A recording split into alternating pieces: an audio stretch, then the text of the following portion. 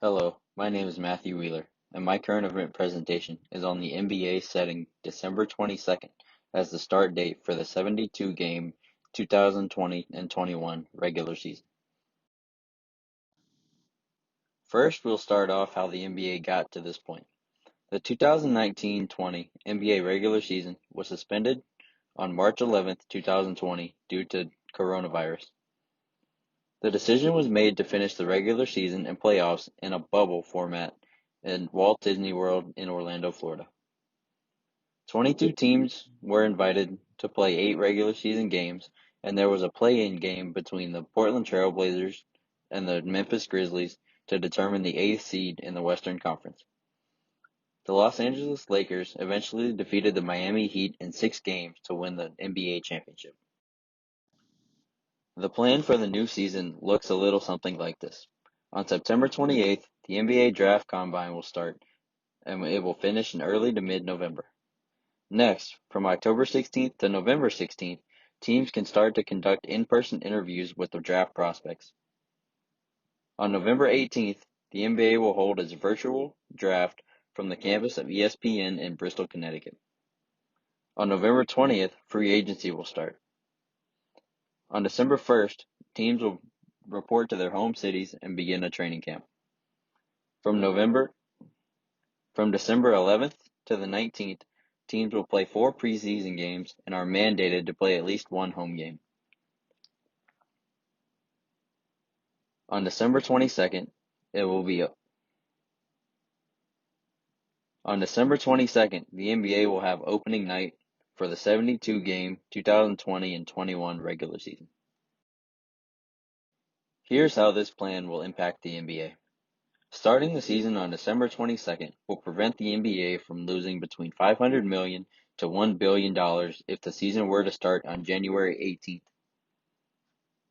Having a 72-game season will give the NBA games on television for Christmas Day, and also will have the season finish before the Summer Olympics in July. The salary cap for the 2020-21 season will remain at $109 million, and the luxury tax will be $132.6 million. Here's the impact for the players. 17 to 18% of their salaries will be withheld in escrow for the season, and the goal is to get the number back to the normal figure of 10% by 2022 and 23. The main issue is the layoff or lack thereof for the players in between the end of one season and the beginning of another. If a player played in the playoffs and made it to the NBA Finals, then they will only have 2 months between the end of their season and the start of the new season. If a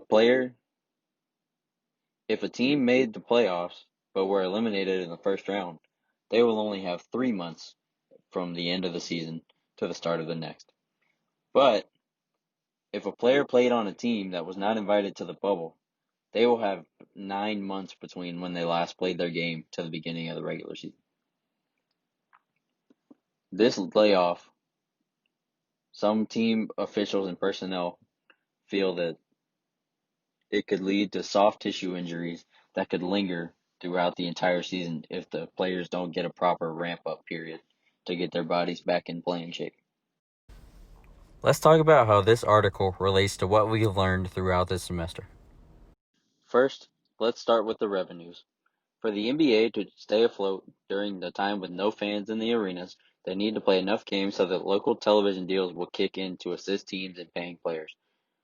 No fans being permitted in or around arenas to buy merchandise, concessions, and other things led the league to make sure that they played at least 72 games to fulfill the requirements in their local television contracts. Next, we'll talk about the expenses. Teams still have their typical expenses during the COVID-19 pandemic. Player salaries are the largest expense.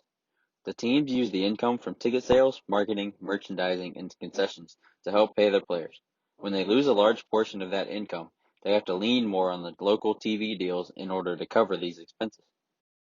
Being able to create a budget and project how the business will survive during a pandemic is critical during this time. Due to the pandemic and no semblance of a vaccine or fans being allowed in arenas, the league and its teams had to be creative and flexible. The league had to determine the number of games necessary to be able to earn enough income to cover expenses while also taking into account the mental and physical health of its players. They decided that starting the season on December 22nd as opposed to January 18th would prevent the league from losing between $500 million and $1 billion.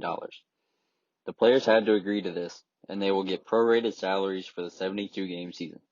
The tough choice was made by the players to start the season earlier in order to get the largest percentage of their salaries as possible and to be able to have their normal offseason in the summer of 2021.